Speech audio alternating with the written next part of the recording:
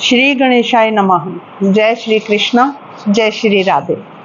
आज हम कार्तिक मास के महात्म के बारे में जानेंगे। इस मास को पुराणों में त्योहारों और धार्मिक कार्यों का मास कहा गया है। इस मास में स्नान करने से, व्रत करने से कई गुना फल की प्राप्ति होती है। ये मास बहुत ही महापुण्यदायक मास है। धर्म की, अर्थ की, काम, मोक्ष सबको प्रदान करने वाला ये महीना है कार्तिक मास। मन चाही इच्छा को देने वाला ये मास है। चाहे वो फिर नए घर की इच्छा हो, व्यापार की हो, बच्चों के कैरियर की हो या अपने अच्छे स्वास्थ्य की कोई भी इच्छा हो, उसको प्रदान करने वाला ये मास है। अब जानते हैं कि कार्तिक मास है क्या। देखिए, इसको दामोदर मास भी कहते हैं।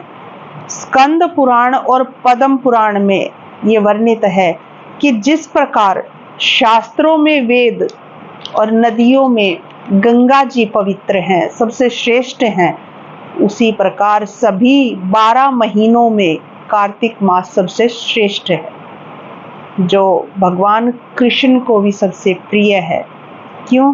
क्योंकि इस मास की अधिष्ठात्री देवी मेरी राधा रानी जी हैं, जो भगवान को स्वयं से भी अधिक प्रिय हैं। तो राधा जी जो हैं, उनकी माता का नाम कीर्ति है और राधा सहस्त्र नाम के अनुसार राधा जी का एक नाम उनकी माता के नाम से, कीर्ति से, कार्तिका भी है। उसी से इसी माँ का नाम कार्तिकेय पड़ा। एक अन्य कारण और भी है। भगवान शंकर के पुत्र हैं कार्तिकेय जी। उन्होंने इसी मास में तारकासुर राक्षस का वध भी किया था। तो कहते हैं कि कार्तिकेय के नाम से इस मास का नाम जो है कार्तिक पड़ा। देखिए, ये मास जो है कार्तिक मास चतुर्मास का अंतिम महीना है।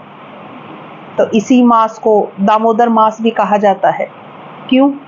क्योंकि इसी मास में मैया यशोदा ने श्री कृष्ण जी को दाम यानी रस्सी से, उदर यानी पेट से उखल के साथ बांध दिया था। तो इसके कारण ही भगवान कृष्ण का एक नाम दामोदर भी पड़ा। तो इसको इसलिए दामोदर मास भी कहते हैं। इस तरह से जो है महाराज की मेरे ठाकुर जी जो है, जैसे रस्सी से माता यशोदा ने उनको बांध दिया था, तो उन मेरे ठाकुर जी भी प्रेम के बंधन में सहज ही बंध जाते हैं। इसी माह में देव उठनी एकादशी को यानी कि 12 नवंबर को जो है, उसमें तुलसी शालिग्राम का जो है गठजोड़ हुआ और राधा माधव जी का भी गठजोड़ हुआ भांडेर वन में। इसी बंधन में मेरे दामोदर ऐसे बंधे कि वो फिर कभी नहीं खुल पाए। तो वही ये मास है।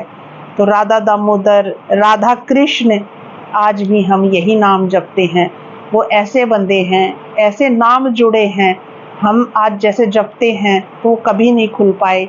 इसी तरह से हम भी भगवान को उनकी पूजा से, उनके जप से, उनको अपने प्रेम से, भाव से, अपने प्रेम के बंधन में हम भी बांध सकते हैं। कहते हैं कि जो इस मास में भगवान कृष्ण और राधा रानी की थोड़ी सी भी सेवा कर लेता है, तो उसको इतना फल प्राप्त होता है, इतना फल प्राप्त होता है कि आप उसकी गणना भी नहीं कर सकते हो। और तो और संत कहते हैं कि भगवान इस माह में की गई सेवा को अपने ऊपर कर्ज के समान लेते हैं। देखिए कितनी बड़ी बात है महाराज। क्योंकि देखिए, कर्ज अगर मनुष्य से भी अगर किसी से लिया गया है तो हमें उसको चुकाना पड़ता है। तो ये तो भगवान है। अगर भगवान इसको, आपकी थोड़ी सी की हुई सेवा को, इस माँ की कर्ज के समान अगर ले रहे हैं, तो वो तो अवश्य ही चुकाएंगे। तो कितने फलदायक है ये मास। अब महाराज ये प्रश्न आता है कि ये मास जो है कब प्रारंभ है। तो 17 अक्टूबर अश्विन पूर्णिमा से 15 नवंबर कार्तिक पूर्णिमा तक ये कार्तिक मास है। वैष्णव जो है पांपा कुशा एकादशी जो है 14 अक्टूबर, उससे भी ये नियम प्रारंभ कर सकते हैं।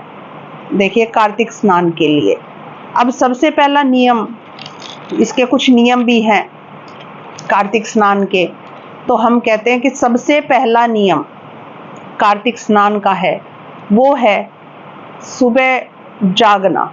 तो सूर्य उदय से पूर्व तारों की छांव में आपकी स्नान और पूजन हो जाना चाहिए। अब कहते हैं कि देखिए पहले क्या होता था कि कुएं थे, तालाब थे, नदियां थी, उनमें स्नान किया करते थे, परंतु अब ये संभव नहीं है। तो आप नित्य आप घर में ही ठंडे जल से स्नान कर सकते हैं और उस जल में थोड़ा सा कुछ बूंदे हर रोज गंगा जल की मिला सकते हैं, उससे स्नान कर सकते हैं। तो कहा जाता है कि वो गंगा स्नान ही आपका माना जाता है, नदियों का स्नान ही माना जाता है। और जैसे ही आप स्नान करें तो स्नान करते समय भगवान के नाम का जप करते हैं, राधा कृष्ण राधा कृष्ण राधा कृष्ण जप करते करते स्नान करें। और अगर आप ठंडे जल से आपकी तबीयत खराब है, रोगी है, तो वो गुनगुने जल से भी स्नान कर सकते हैं, लेकिन आप कीजिए। स्नान के बाद आपको धुले हुए स्वच्छ वस्त्र धारण करने चाहिए। उसके बाद महाराज पीपल, पथवारी, तुलसी पूजन का इस मास में, आंवला के पेड़ के पूजन का बहुत ही ज्यादा महत्व है। तो पूजन में आपको क्या क्या लेना है? पूजन में 1 लोटा स्वच्छ जल लेना है, जौ और गेहूं के दाने लेने हैं, कलावा लेना है वस्त्र हेतु, दीपक लेना है, भोग सामग्री लेनी है। भोग सामग्री में आप मिश्री ले सकते हैं, चीनी ले सकते हैं, बतासे ले सकते हैं या कोई भी फल ले सकते हैं। तिलक आपको लेना है, धूप और अगरबत्ती लेनी है। अब देखिए सबसे पहले आपको तिलक धारण करना है अपने माथे पर, और तिलक लगाने के बाद आपको संकल्प लेना है कार्तिक स्नान का भगवान के सामने, और यही बोलना है कि हे कृष्ण, हे मेरी राधा रानी, हे मेरी तुलसी माता, आप मेरे इस कार्तिक स्नान को पूर्ण आप ही कीजिए। मैं ऐसा संकल्प लेती हूँ, लेकिन आप ही के कारण ये संकल्प मैं ले रही हूँ। आप ही इसको पूर्ण करवा सकते हैं और मुझे स्वस्थ रख सकते हैं। आप ही इस मेरे संकल्प को पूर्ण करने की कृपा करें, मुझे फल प्रदान करें। इस तरह से आप संकल्प लेकर के सबसे पहले पथवारी बनाएं। देखिए किसी भी जगह पे आप पथवारी बना सकते हैं, एक जगह पर मिट्टी डाल के, या फिर आप एक मिट्टी के पात्र में आप पथवारी मिट्टी डाल के पहले दिन शाम को रख सकते हैं। फिर सुबह सुबह आप उसमें गेहूं या जौ के जवारे बो सकते हैं। ये हमारी पथवारी हो गई। तुलसी माता जहाँ पर भी हो, जहाँ पर उनका गमला हो, वो इस जगह पर स्थापित करें कि आप उसकी परिक्रमा कर पाएं। अब महाराज ये सब करके भगवान की, माता पथवारी की, भगवान का नाम लेते हुए तुलसी माता की, आप उनको वस्त्र धारण करें, यानी कि कलावा दें, कलावा चढ़ाएं। देखिए जैसे ही आप पहले दिन कलावा चढ़ाते हैं, वस्त्र देते हैं पथवारी माता को, तुलसी माता को, तो अगले दिन जब आप वस्त्र दें उनको, तो वो पहले वाले कलावे जो हो उठा लें, उनको अलग रख दें, इकट्ठे करते जाएं। फिर महीना जब खत्म हो जाए तो आप उनको और सामग्री के साथ प्रवाहित कर सकते हैं और नए वस्त्र उनको दें, यानी कि कलावा दें। इस तरह से आप उनको तिलक करें, भोग लगाएं, उनकी आरती करें, और उसके बाद फिर आप कथा सुनें। कथा सुनना बहुत ज़रूरी है।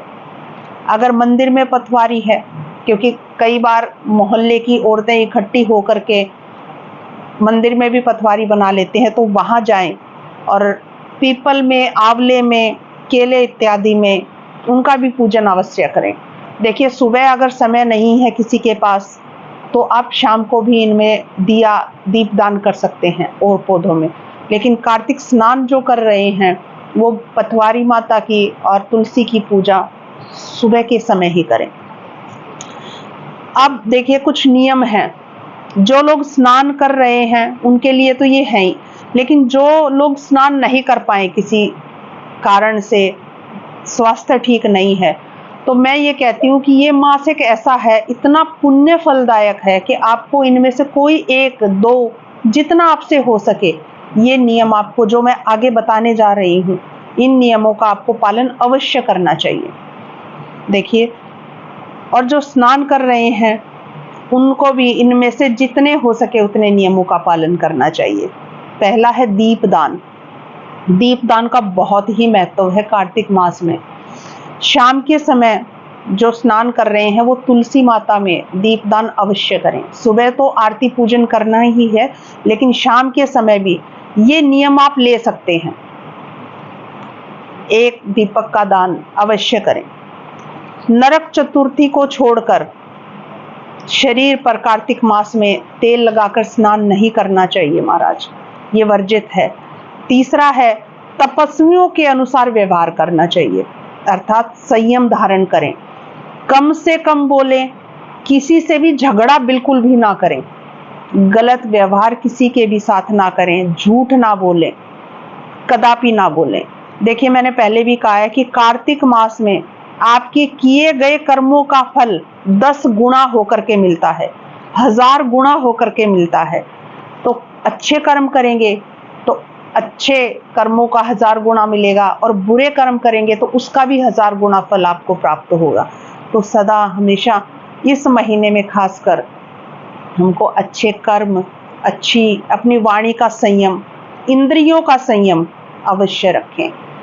ना बुरा बोलें, ना बुरा सोचें और ना बुरा देखें, ये हमें अवश्य करना चाहिए। चौथा है ब्रह्मचर्य का पालन करना चाहिए कार्तिक मास में। पांचवा है कार्तिक महात्म, और कार्तिक की कहानियां जरूर सुने। देखिए, जो कामकाजी महिलाएं हैं, अगर वो सुबह स्नान कर लें और उनके पास समय नहीं है तो वो पूजा आरती करके जा सकती हैं और कथा शाम को बैठ करके सुन सकती हैं। लेकिन जिनके पास समय है या थोड़ा सा जल्दी उठ सकती हैं तो वो उस समय पर भजन करें, कथाएं सुने। कथा में मुश्किल से आधा घंटा लगता है कथा करने में, भजन शाम को कर सकते हैं। तो इस तरह से जैसा भी संभव हो सके आप करने का प्रयास करें। छठा है मांस मदिरा का बिल्कुल त्याग कर दें। जो भी कार्तिक स्नान कर रहे हैं उनके लिए तो वर्जित है, लेकिन वैसे भी घर में मांस मदिरा, और संभव हो सके तो जो कार्तिक का पूजन कर सकते हैं, संभव क्या हो सके उनको तो प्याज लहसुन भी वर्जित है महाराज। सातवां है हो सके तो जमीन पर शयन करें, दिन में बिल्कुल भी नहीं सोएं, भगवान के नाम का जप करें। आठवां है कार्तिक मास में जितना हो सके जप और तप करें। अगर आप पहले से माला करते हैं तो उस माला को थोड़ा सा और बढ़ा दें। जैसे प्रतिदिन अगर आप 10 माला कर रहे हैं तो उसको 11 कर दें। कार्तिक मास में किया हुआ जप तप, जैसे मैंने आपको बताया, 1000 गुना फलदायक है, तो इसको बिल्कुल भी जाने नहीं देना है आपको।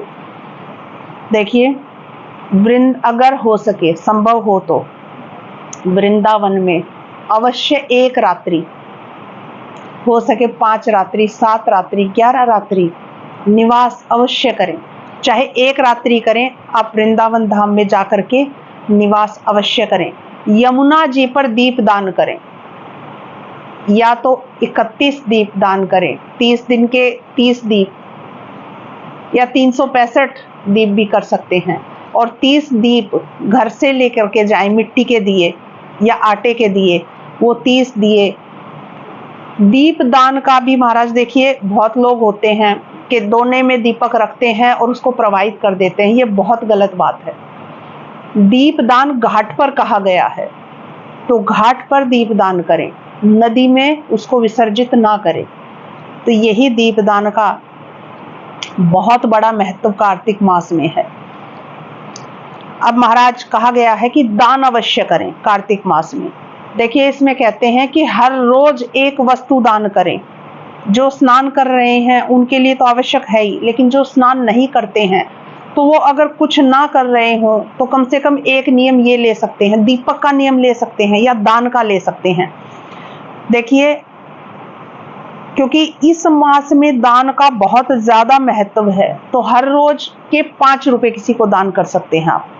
जो सुपात्र हो, दान पैसे उसी को करें। देखिए, धन का दान करना ऐसे नहीं है कि आप किसी को भी दे दें और वो आप ऐसे व्यक्ति को दे दें जो जाकर के उसको मदिरा पान करे। सुपात्र को दान करें। हर रोज 5 रुपए, सामर्थ्य के अनुसार हर रोज के 10 रुपए, या रुपए धन ना दे करके आप कोई वस्तु उसको दान कर सकते हैं। ला करके रख लीजिए। घर में चावल होते हैं, दाल होती है, या चीनी, आटा, कोई भी सामान आप प्रतिदिन ये नियम ले सकते हैं कि प्रतिदिन मैं कार्तिक मास में किसी न किसी एक वस्तु का दान अवश्य करूंगी। तो ये नियम भी आप ले सकते हैं। अगला है, रविवार के दिन और एकादशी के दिन तुलसी जी पर जल नहीं चढ़ाना चाहिए। ये बहुत ध्यान रखने वाली बात है।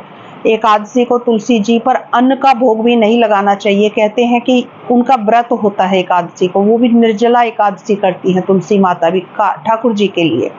तो इससे आपके नियम का खंडन नहीं माना जाएगा। ऐसा नहीं होगा कि बीच में एकादशी को या रविवार के दिन जल नहीं चढ़ेगा तो आपके नियम का खंडन हो जाएगा। ये नहीं, खंडन नहीं माना जाएगा। याद रहे, क्योंकि आप आंवले को और केले और पीपल में भी आप जोत जलाते हैं, पीपल को सींचते हैं, तो याद रखने योग्य बात यह है कि रविवार के दिन भी पीपल पर आप जल नहीं चढ़ाए, पीपल को ना सींचें, क्योंकि रविवार के दिन पीपल पर दरिद्रता का वास होता है। तो जो पीपल को सींचेगा, दरिद्रता उसके साथ उनके घर में प्रवेश कर जाती है। तो इस माह में भगवान विष्णु जी के साथ माँ लक्ष्मी का पूजन भी अवश्य करें। देखिए, उन्हें कमल का फूल अर्पित करें, दीपक दान करें, घर में दीप जलाएं, और इससे लक्ष्मी माता का आपके घर में वास होता है। अब कहते हैं कि कार्तिक मास के अंत में कार्तिक पूर्णिमा पर, जो उनका कार्तिक पूर्णिमा जब आती है, उसको गंगा स्नान का दिन भी कहा गया है। तो उस दिन नदियों पर जाकर, अगर आप गंगा जी नहाने गए हैं तो वहां पर, नहीं तो अगर आप नहाने नहीं जा पा रहे हैं, वैसे तो प्रयास करें कि आप जाएं। पूरा मास आपने कार्तिक स्नान किया है तो आप गंगा जी जरूर नहा करके आए, और वहां पर जा करके दीप दान अवश्य करें। इसका बहुत बड़ा महत्व है महाराज, कार्तिक पूर्णिमा के दिन नदी के घाट पर दीपदान करने का। इसके अलावा भी आप नियम ले सकते हैं अगर आपके पास समय हो तो। जैसे आप हर रोज भागवत जी का पाठ कर सकते हैं। पूरी ना पढ़े तो भागवत जी का जो 10वां स्कंद है उसका पाठ हर रोज एक पढ़ सकते हो। शालिग्राम जी की सेवा करके, उनको स्नान करके, उनको चरणामृत धारण करने का भी नियम आप ले सकते हो महाराज। आपकी आत्मा पवित्र हो जाएगी। देखिए, ये उनके लिए है जो कार्तिक का स्नान कर रहे हैं, व्रत कर रहे हैं, उनके लिए तो है ही, अगर करना चाहे तो। लेकिन अगर कोई स्नान नहीं कर पा रहा है तो वो भी नियम ले सकते हैं। लेकिन नियम क्या होता है? नियम वो होता है कि वैसे तो आप कहोगे कि हाँ, हम तो हर रोज करते ही हैं, सूर्य को जल भी चढ़ाते हैं, घर में मंदिर में दीपक भी जलाते हैं। लेकिन नियम ये होता है, अगर आपको किसी दिन कहीं जाना पड़ गया तो उस दिन आपका जल छूट जाएगा। लेकिन अगर नियम है तो वो नहीं छूटेगा। आप उसकी व्यवस्था अवश्य करेंगे। हाँ, मुझे जाना है तो मैं और 5 मिनट पहले उठूंगी और दीपक जलाऊंगी, जल अवश्य चढ़ाऊंगी। तो इसको नियम कहते हैं महाराज, जो खंडित ना हो, जो लगातार होता रहे। तो कम से कम इस माह में एक छोटा नियम सही आप अवश्य लें। सूर्य देव को जल चढ़ाने का नियम आप हर रोज ले सकते हैं, कोई भी एक नियम ले लें। तुलसी जी की परिक्रमा करने का नियम आप ले सकते हैं। तुलसी जी की देखिए 4 परिक्रमाएं होती हैं, तब परिक्रमा पूर्ण मानी जाती है। तो आप उसको 3 गुना करके उसका नियम ले सकते हैं कि मैं या तो 4 ही परिक्रमा करूंगी, या 12 करूंगी, या 108 परिक्रमा का भी आप नियम ले सकते हैं। मंदिर में जा करके दीप दान करने का नियम ले सकते हैं। मंदिर की सफाई करने का नियम ले सकते हैं। बहुत बड़ा फलदायक ये चीज है, मंदिर में जाकर साफ सफाई करना महाराज, बहुत पुण्यदायक है। तो आप नियम अवश्य लें। उससे देखिए, कोई एक चीज होती है जो हम हर रोज करते हैं, लेकिन अगर हम नियम के साथ अगर कोई चीज करते हैं तो उससे ये अवश्य है कि पूर्ण फल की प्राप्ति उससे हो जाती है। जितना संभव हो सके उतना आप नियमों का पालन करें। जय श्री कृष्णा, जय श्री राधे। अब अगली वीडियो में हम जो पतवारी और तुलसी जी के आगे स्नान करके जो कथाएं होती हैं कथा की भी मैं वीडियो बना के डालूंगी, आप उसको अवश्य सुने। जय श्री कृष्णा, जय श्री राधे।